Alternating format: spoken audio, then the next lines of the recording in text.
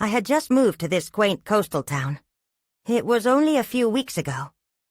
I thought it would be a fresh start after feeling unappreciated for so long. I felt hopeful in my little house by the beach.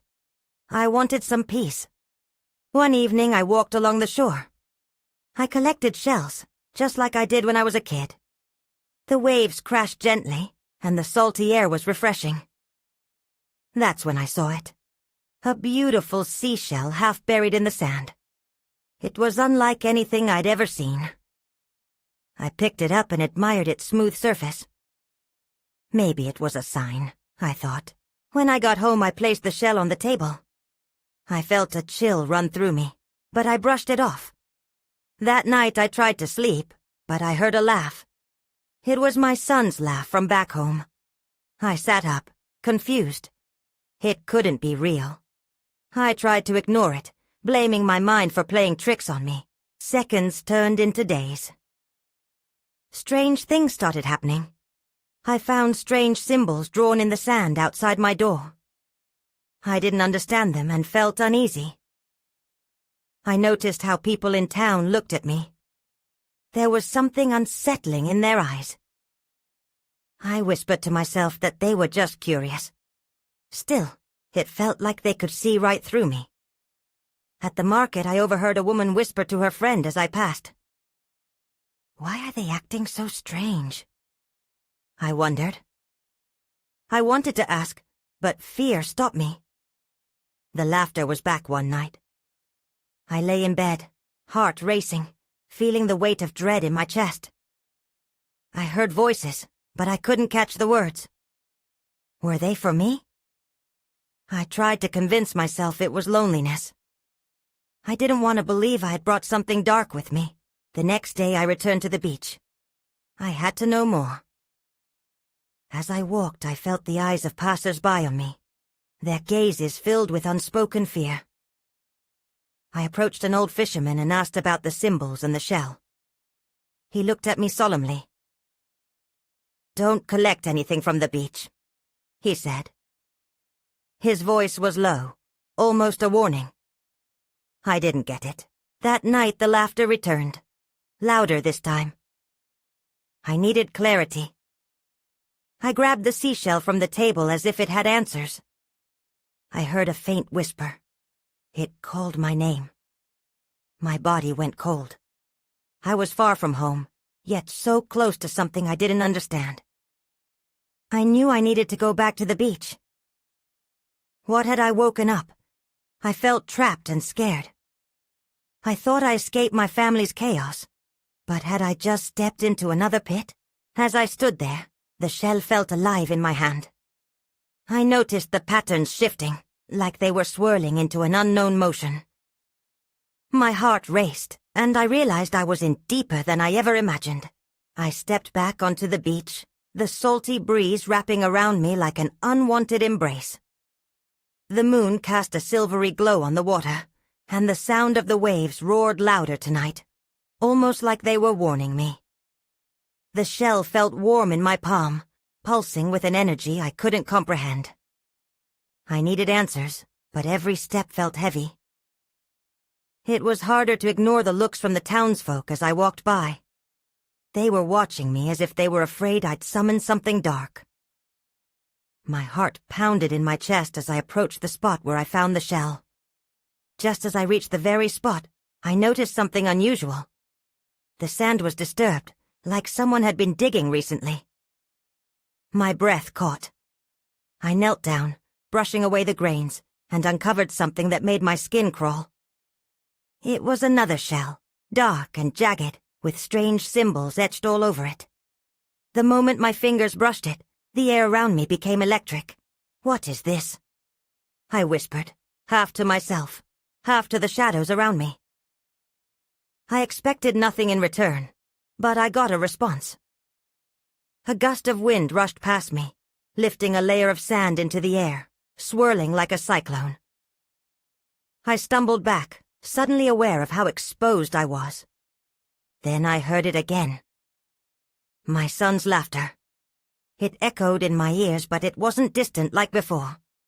It was nearby, close enough that I turned around quickly, hoping to see him.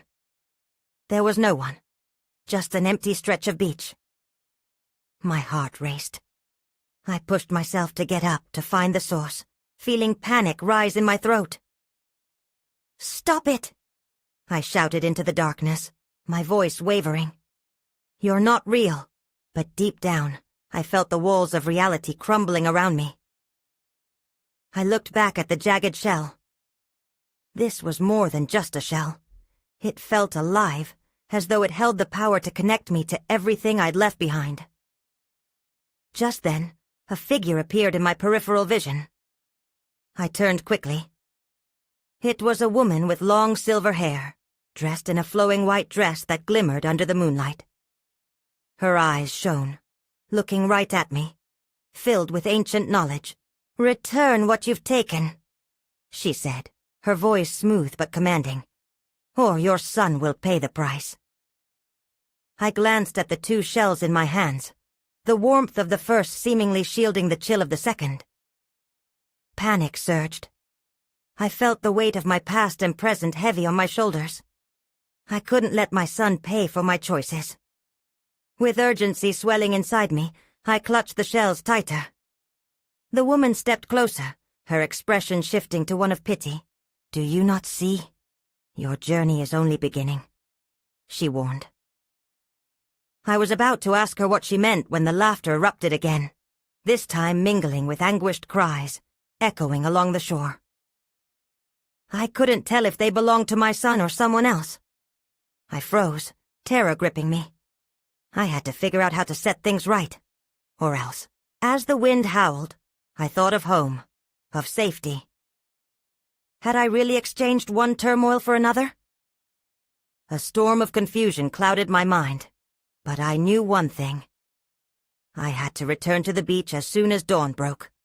A price had to be paid, and I couldn't do it alone.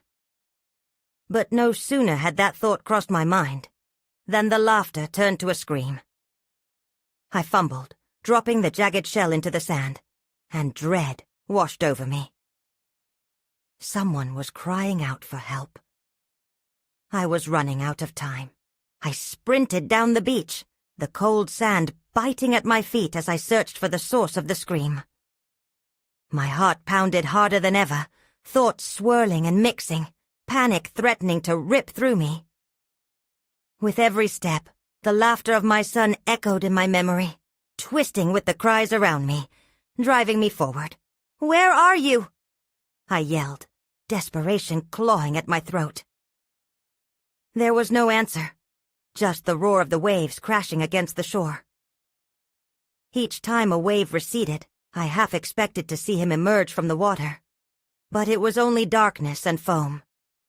Then, as I turned toward the tide, I noticed something illuminated by the moonlight. It was a small figure bobbing near the water's edge. My breath caught as I raced closer, the figure coming into focus. It was a boy, not my son, but he looked familiar, like a younger version of him. My heart sank. "Help!" he cried out, but the voice had an echo to it, like it belonged to more than one. The ground beneath me felt unstable, and I stumbled forward. "Where is he? Where's my son?"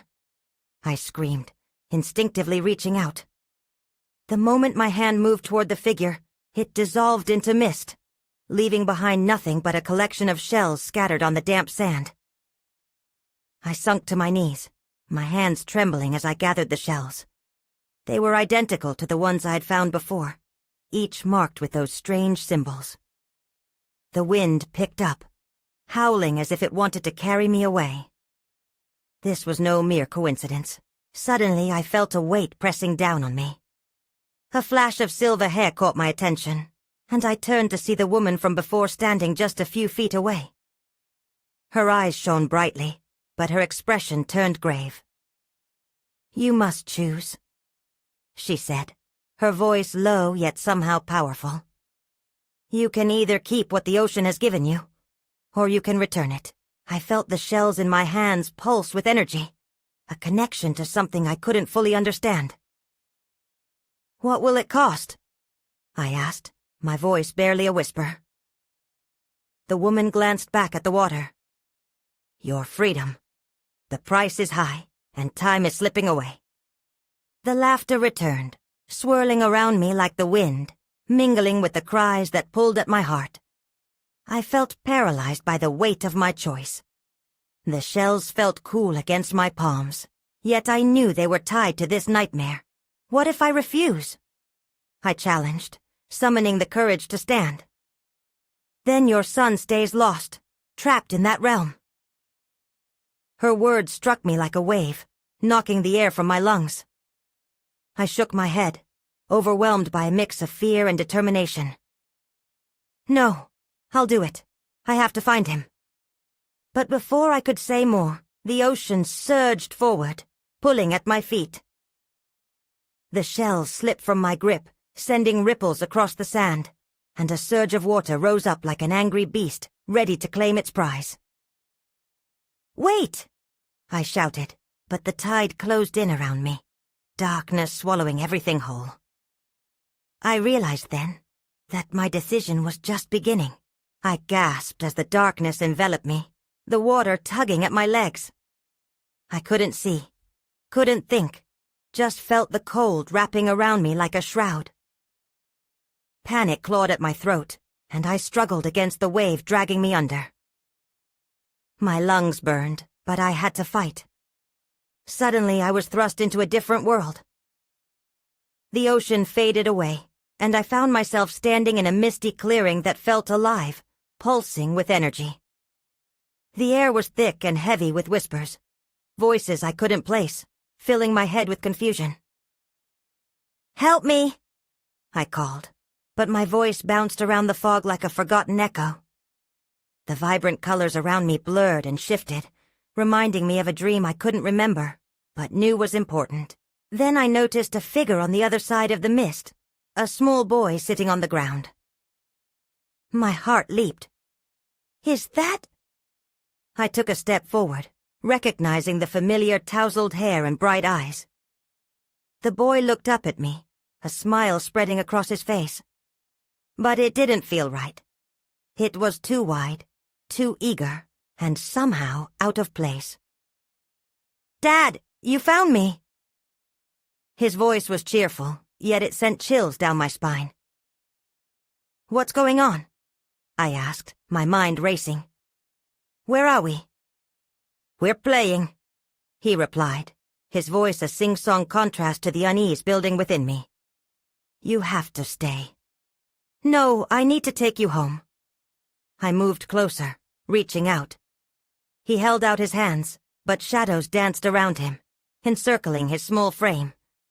The mist thickened, and I could see other faint figures flitting in the background, laughing and whispering. But I couldn't make out their words. "Stay with us," the boy urged, and suddenly there were more children, faces twisted in laughter, their eyes sparkling with an otherworldly glee. "Who are they?" I demanded, panic surging through me. My gut told me this wasn't a game. "Where is my son?" "Join us!" they cried in unison. The laughter echoed in harmony, bubbling around me like a trap tightening. I felt the pull, the urge to surrender to the joy they promised, but I couldn't let go. Not now. "No, this isn't right." I shook my head. I turned to run, but the mist twisted around my legs, and I stumbled. The faces of the children faded, replaced by a shadowy figure lurking in the back. A chill shot through me as I recognized the outline of the woman from the beach.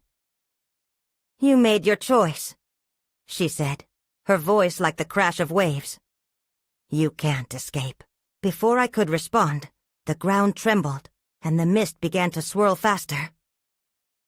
I braced myself, heart racing, as I felt a pull, a magnetic force dragging me toward the shadows. I fought against it, desperately trying to break free, but it was too strong. That's when I saw it, a glimmering object half buried in the fog. It was one of the shells I had dropped.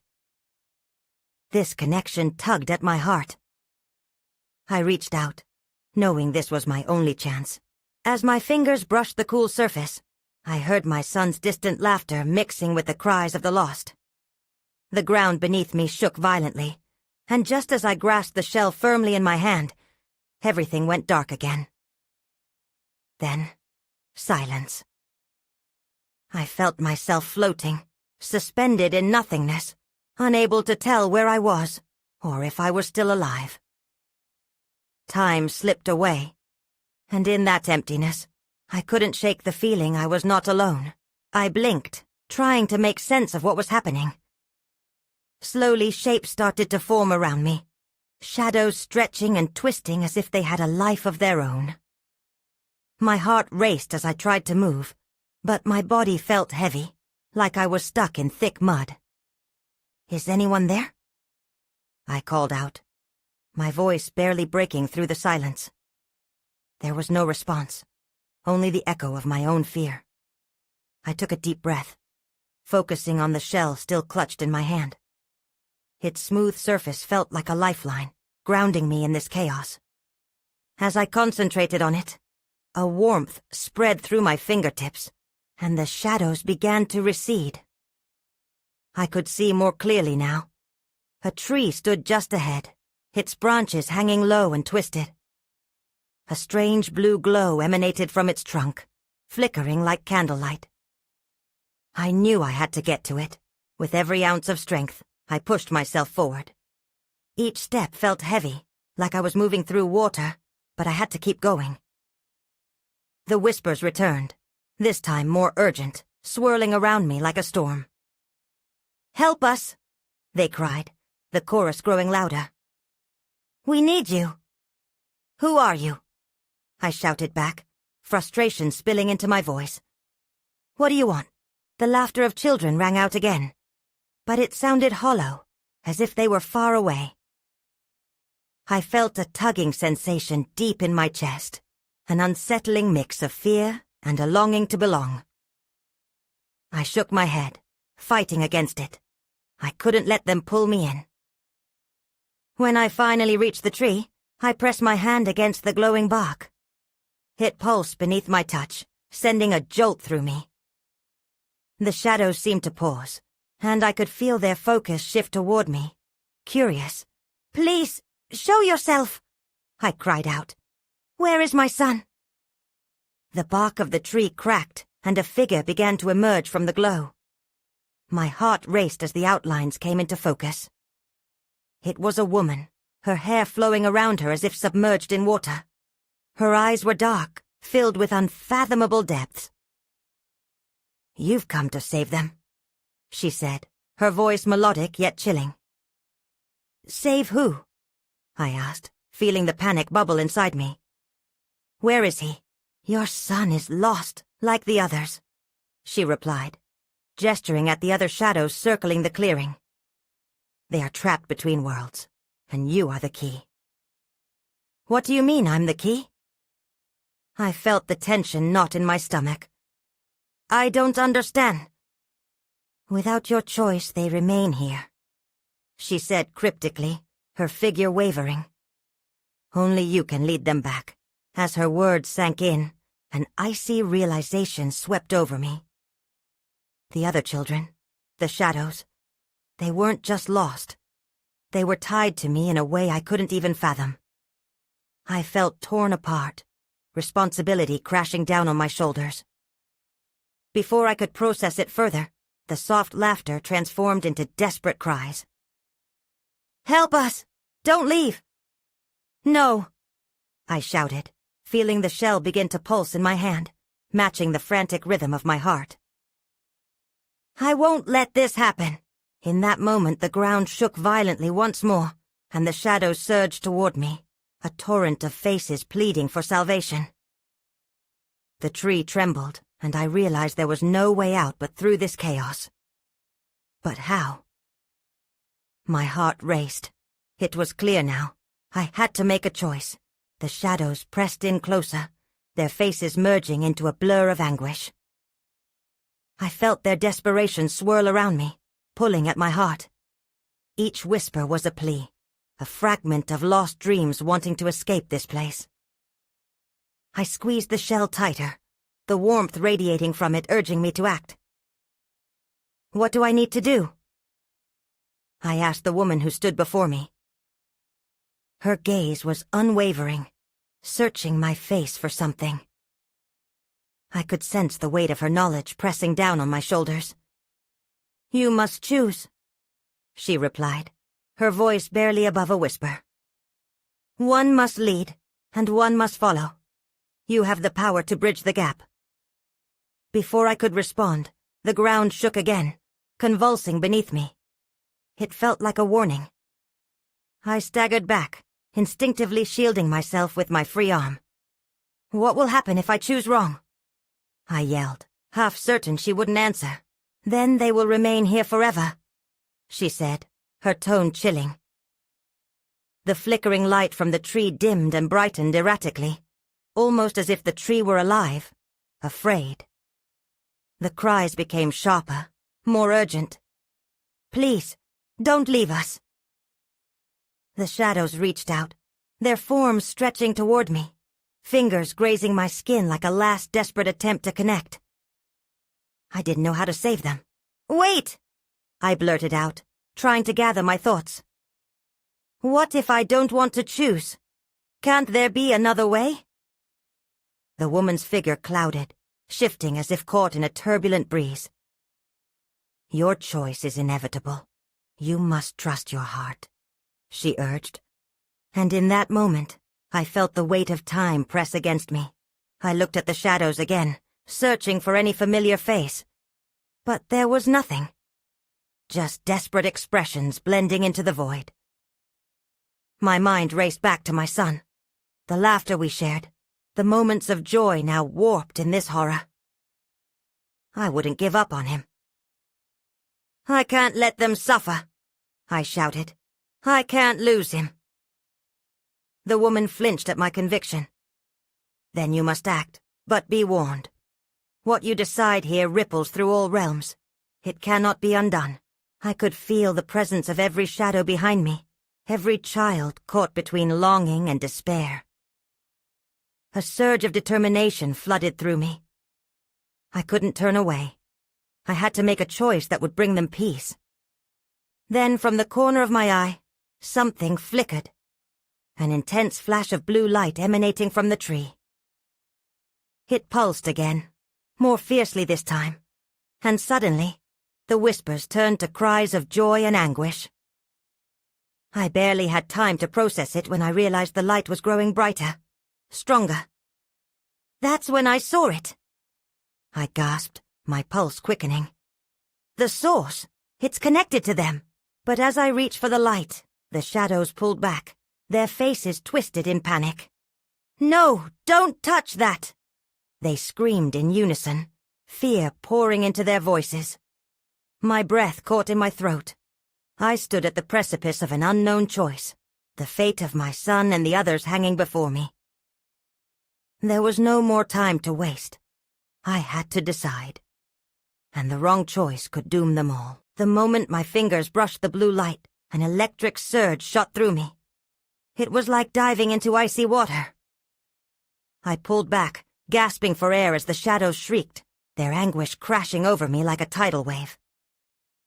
"What did I do?" I muttered, trying to steady my racing heart. The woman's expression shifted, worry etching deep lines across her brow. "You've awakened something," she said, urgency creeping into her tone. "Now you must choose quickly. Time is slipping away." Around me the air thickened. I could feel the tremors of panic from the shadows. Their whispers morphed into a chaotic symphony of despair and hope. I could taste the fear in my mouth. What could I do to help them? "Tell me what to do," I shouted, desperation bubbling up. "I can't just stand here." The woman took a step back, glancing at the tree. "You have to decide. One will lead and one will follow. Only you can decide who finds peace." I turned to the shadows, their eyes imploring me to act. I thought of my son. The laughter we shared now seemed like a distant memory. The agony of losing him was a weight I wasn't willing to bear alone. I can't let anyone suffer when I have the chance to help. Suddenly a small shadow broke free from the mass. A child, no older than 5, with haunted eyes. "Please, I want to go home," he cried, reaching toward me. My heart broke for him. I felt the warmth of the shell in my palm pulsing, urging me to listen. But then I saw something shift behind him. A darker shape loomed, moving closer. My chest tightened. "What's that?" I stammered, pointing at the figure shrouded in shadow. "Do not look," a voice warned, trembling with fear.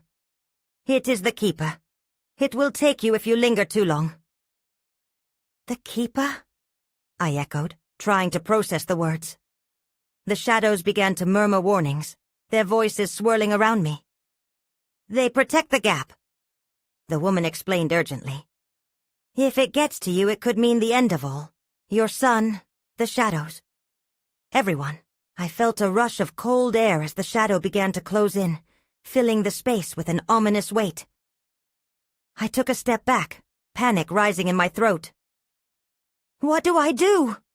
I screamed, feeling utterly trapped between the light and the darkness. "Choose," the woman insisted, voice firm. "Your choice creates the path." I stood torn, my emotions raging like a storm. I had to make this choice, but how could I? I felt like I was being pulled in 2 directions. One toward the blue light that sang of freedom and hope, the other toward a darkness pregnant with hidden threats. With each second that passed, the Keeper grew closer, its presence tightening like a noose around my heart. I closed my eyes, searching deep within. I needed to trust my heart, but what if it led me astray? That's when I felt it, a deeper pull toward the child. "I choose," I whispered, opening my eyes wide. But before I could name my decision, a blinding flash engulfed everything. Then everything went dark. I awoke, blinking against an oppressive darkness. My heart pounded in my chest, and I staggered to my feet as confusion washed over me.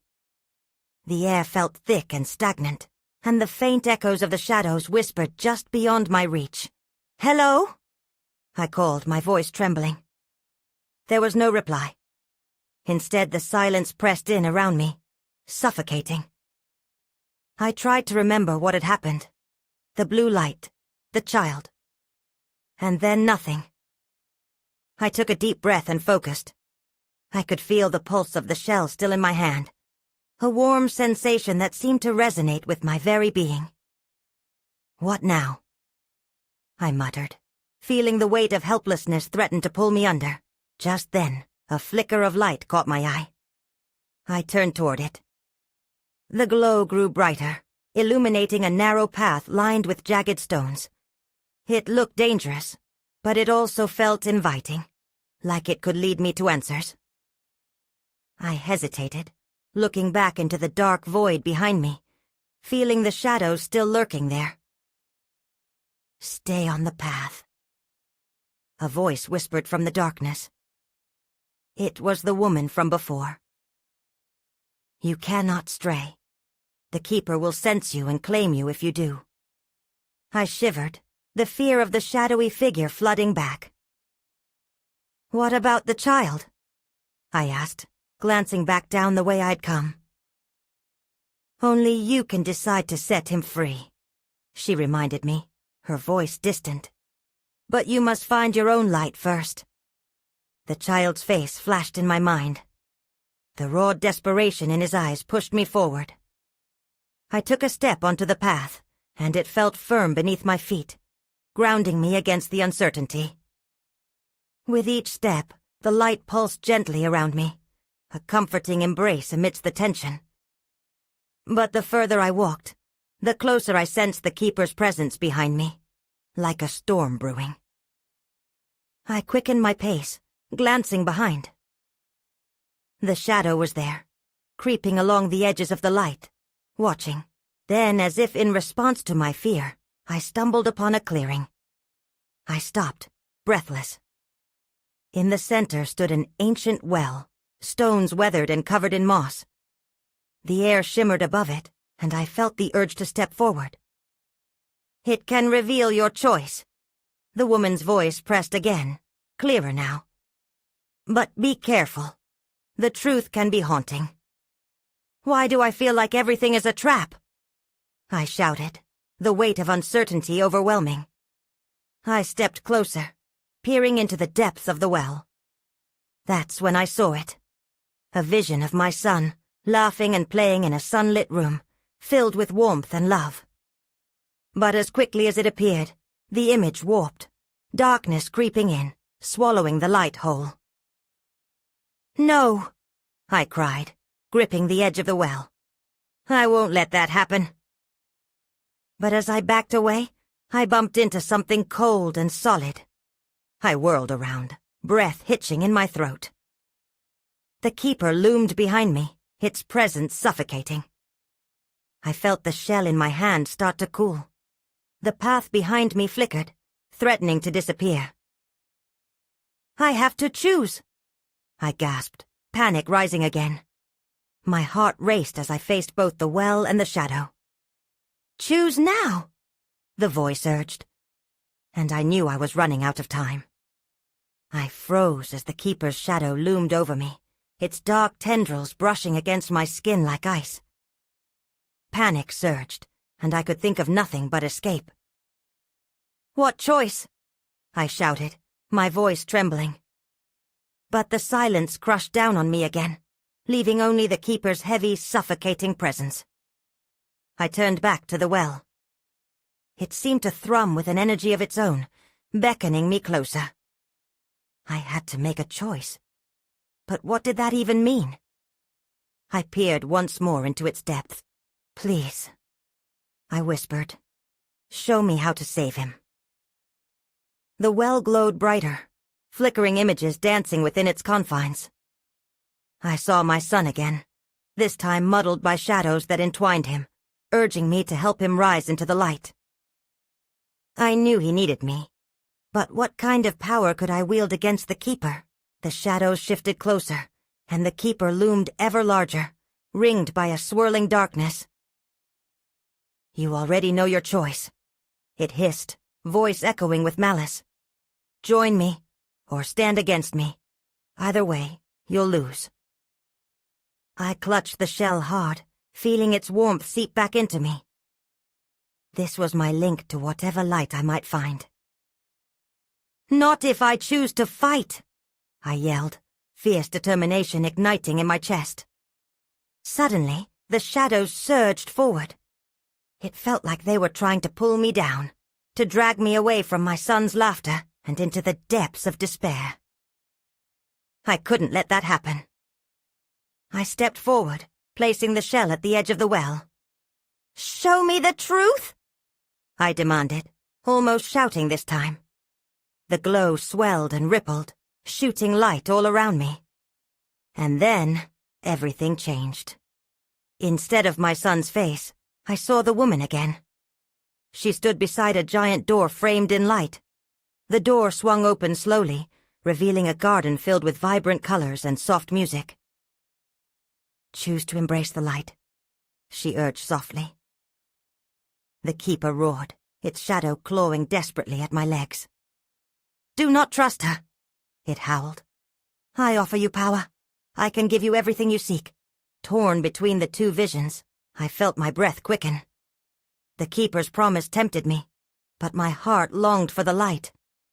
I could feel the weight of despair pressing like a heavy blanket. But the garden offered hope. It was a sanctuary, a place where my son could thrive. "Enough!" I shouted, summoning every ounce of strength. The shell flared in response and I focused, willing the light to expand. It burst forth, surrounding me, pushing against the dark. The keeper screeched, and I felt the very fabric of the shadows begin to waver. I had to make a decision. Right then. Right there. I balled my fists around the cooling shell, heart racing. "With the light, I can fight you," I declared, stepping completely into the brilliance of the well's vision. But just then, a glimmer caught my eye. A small figure darting across the garden path. It was him, my son. And he was reaching out to me. "Mom!" he called, a plea wrapped in joy. I gasped, realizing I couldn't lose him again. "I'm coming!" But the keeper roared, and everything began to tremble. The ground shook beneath me. The light flickered. Then all at once, darkness threatened to consume everything I fought for. My eyes snapped open, blinded by the sharp glow of sunlight. I was on the beach, the waves lapping gently at my feet. Confused but relieved, I sat up quickly, scanning my surroundings. My heart raced as the panic of the night before surged back into my chest. "Where is he?" I gasped, bolting to my feet. The tide rhythmically pulled in and out, but there was no sign of my son. I stumbled toward the water's edge, the sand cool against my skin. It felt unreal, as if I had awoken from a nightmare, but pieces of it clung to me like seaweed. Thoughts scoured my mind. The keeper, the woman, the choices. Had it all been a dream? Or did I truly escape the realm of shadows? I dropped to my knees, feeling the impact of the cold water on my legs. "Is anyone out there?" I shouted, desperation lacing my voice. Nothing but the soft sound of the waves in response. Suddenly, I spotted something half buried in the sand beside me. I dug into it with trembling hands, unearthed a dark, jagged shell. The moment I touched it, a deep chill shot through me, locking my breath. It was just like the one I'd found originally, the one that had woken whatever had stirred beneath the water. Panic gripped me tight. What did it mean to find this again? I had thought I was done. I tossed it back into the surf, desperate to rid myself of its presence. But something caught my eye in the distance. There. A shadow flitted across the water, and my heart leaped. "Is that—" I waited, holding my breath, praying that one of those familiar figures running toward me wasn't just a figment of my imagination or a manifestation of my guilt. As the shape came closer, I recognized the silver hair and the white dress of the woman from my memories, the one who had seemed so ancient and wise. She walked effortlessly on the surface of the water, the glow from the sun refracting around her like a halo. "You returned," she said, her voice like soft bells, melodic but unsettling. "But you left a piece behind." "What do you mean? What piece?" I stammered, shaking with uncertainty. "You faced the keeper and survived, but you did not release everyone who was trapped." Her gaze pierced through me, heavy with the weight of unspoken truths. "I couldn't save them all. I was lost. My son." The realization clawed at my throat. "He is trapped, isn't he? I need to go back." The woman shook her head slowly. "You have already made one choice. But the price is steep, and the path diverges with every heartbeat. Many more souls are lost. You have only managed to reopen what you had sealed." I knelt, the weight of despair crashing over me. Shadows stretched ominously along the shoreline, whispering secrets that I couldn't quite grasp. "But how can I help? What can I do? There is power in choice, but it must come from the heart." She extended her hand toward me, revealing a shimmering light gathered in her palm. "With this light, you may yet reach them once more. But you must trade your freedom." My breath caught. "What do you mean, trade my freedom?" "The shadows will not relent until you acknowledge your truths. There is darkness still within you, a connection between your desires and your fears. Will you face it again?" I glanced back at the restless waves, remembering the warmth of my son's laughter. He was my light. They all were. "I'll do it," I said, heart racing. I would do anything for him. As I spoke, the light surged, bursting forth and wrapping around me like a protective cocoon. I felt clarity and pain in equal measure. overwhelming emotion flowing through me. It was time to face the keeper again, to chase my son's laughter into the unknown depths beyond the sea. The shadows surged forward, crashing into me like turbulent waves. I felt pulled apart, but instead of sinking, I willed the light to guide me, channeling my energy toward the hollow space where my son was lost. And then, I remembered the child, the urgency in his eyes, and my resolve crystallized. "Together!" I called, and felt the light resonate, igniting the edges of my heart. The last remnants of those lost began to swirl around me, merging into a singular, powerful force. As the boundaries of this realm collapsed, darkness twisted, and the howls of the keeper drew closer. I pictured the garden, the laughter, the joyous embrace of my son. "Bring us back," I shouted at the darkness, summoning the strength of every moment I cherished. And then, with a brilliant flash, everything erupted into light, collapsing the shadows around us. When I opened my eyes again, I was back on the shoreline. But this time, the light was flooding into the world, intertwining with the waves and bringing newfound hope. Is this it? Did I save him? I looked around, breathless, longing for some sign of life. But the air felt different now, charged with promise yet lingering with uncertainty. I stood there, on shaky legs, wondering if perhaps I'd traded one type of darkness for another. I still didn't know what I might face next, but I realized, deep down, that my journey was far from over. I would have to dive deeper into the unknown, explore the thin line between what was real and what was not. The shadows would fade, but the journey of light would continue, filled with choices yet to be made and questions lingering just beyond reach. As the waves rolled forward, I whispered into the wind, "Wherever you are, I will find you." And I walked forward, ready to face whatever awaited me.